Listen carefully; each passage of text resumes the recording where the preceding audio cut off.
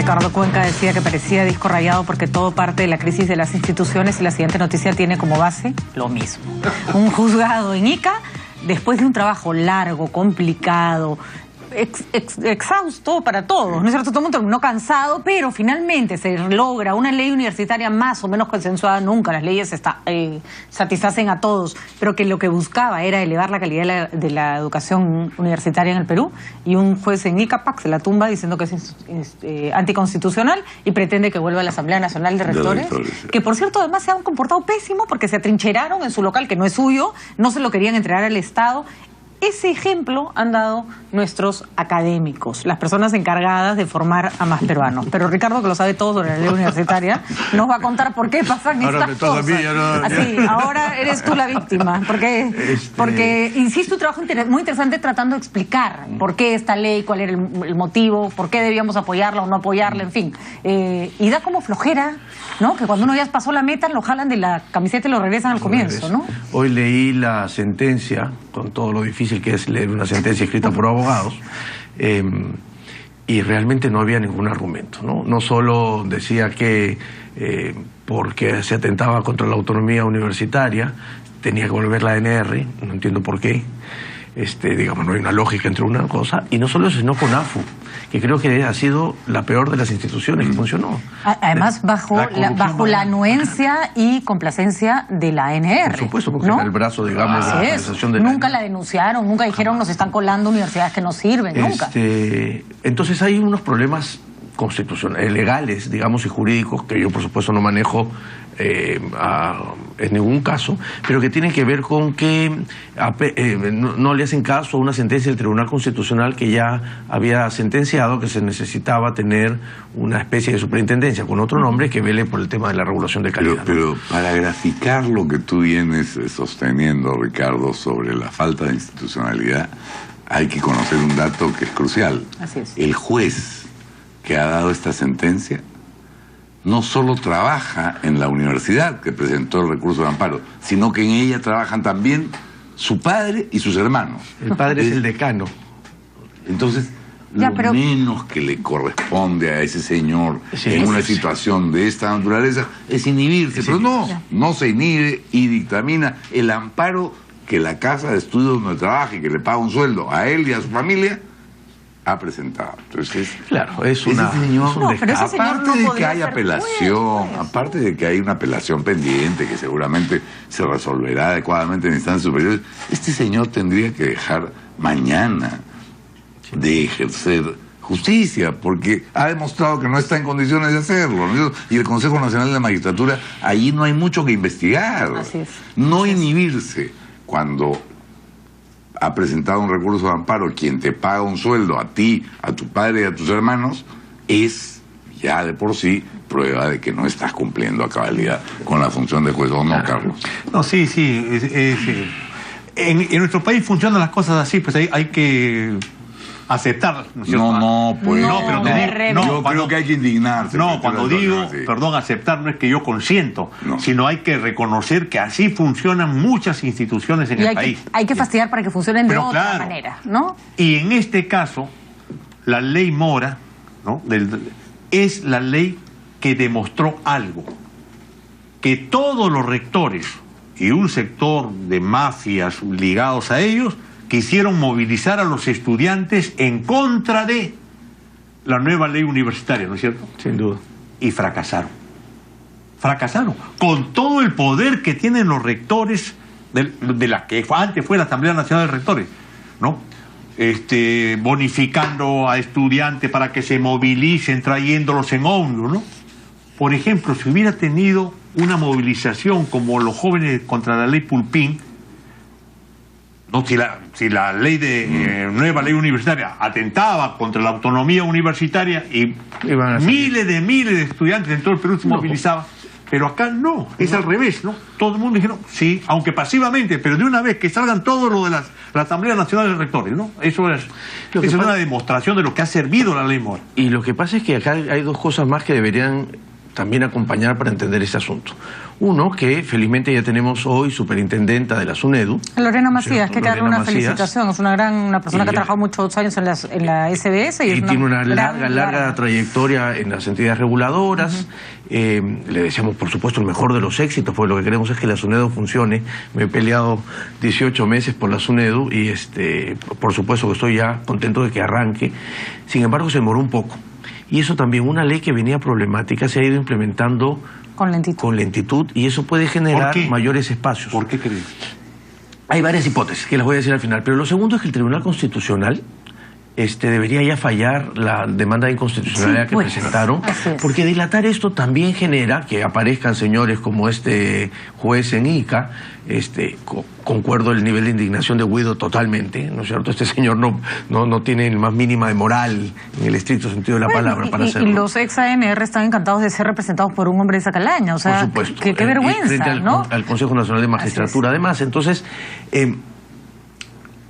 ha habido como una situación en la que, si claro, no tomas rápido la decisión, empiezan a aparecer posibilidades de una ley, que fue una ley complicada, como todo el mundo dijo. O sea, todo el mundo sabe que se aprobó con las justas, había muchos lobbies, entonces no se hizo el terreno fértil. Ahora, la ley se ha ido implementando un poco lento, creo que porque, entre otras cosas,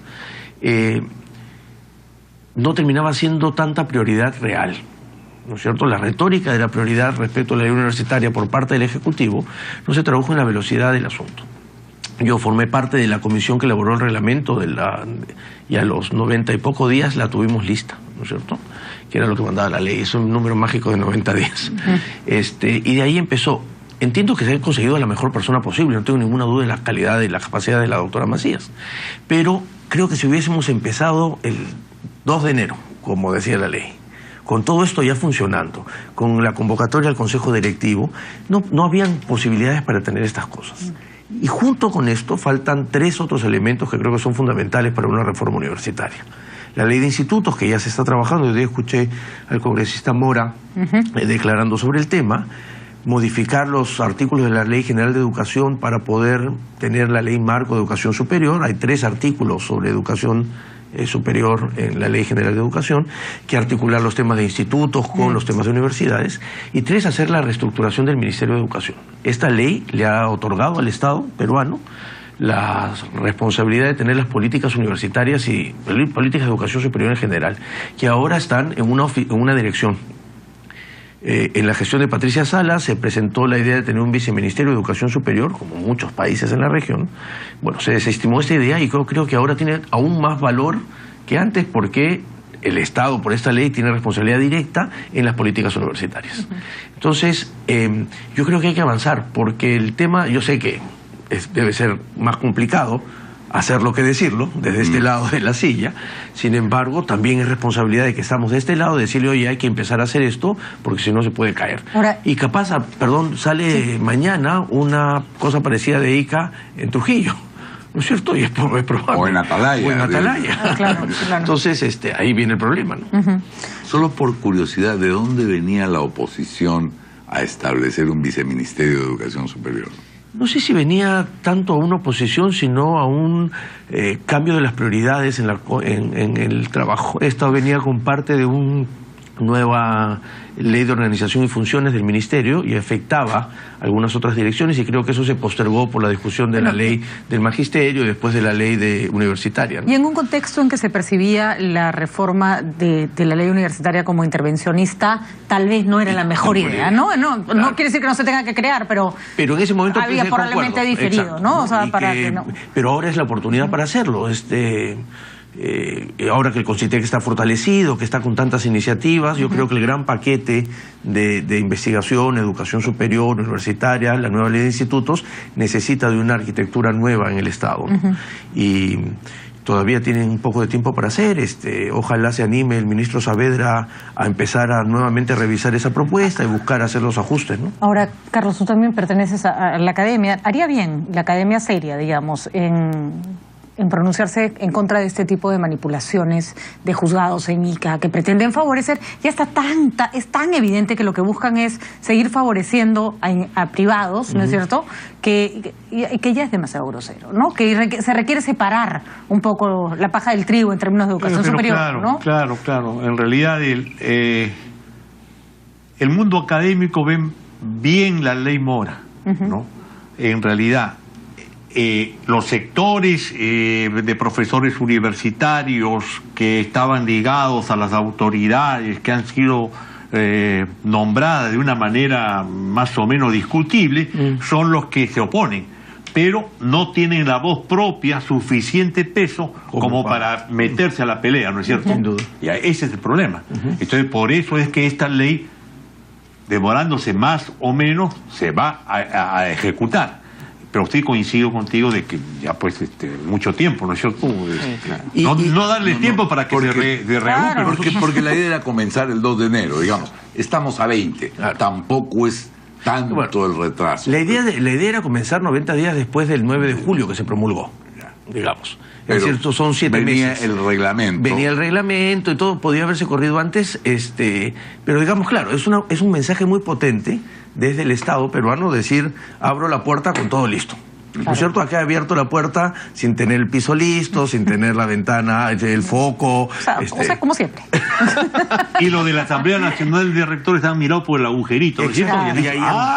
Todavía no tienen el parqué, entonces vamos a empujar. Además, porque una persona que yo aprecio mucho y que estaba muy en contra de la ley, entre otras cosas, me dijo, Ricardo, te dije que el Estado no iba a poder con esto.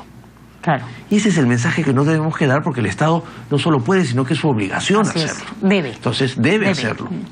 Y acompañar a las universidades públicas. Al principio estuvieron, salvo San Marcos, que se ha declarado en rebeldía, estuvieron muy complicadas. La mayoría de ellas ya tienen asambleas estatutarias, la mayoría de ellas están elaborando sus nuevos estatutos. Los nuevos estatutos son una oportunidad para cambiar cosas que no hay.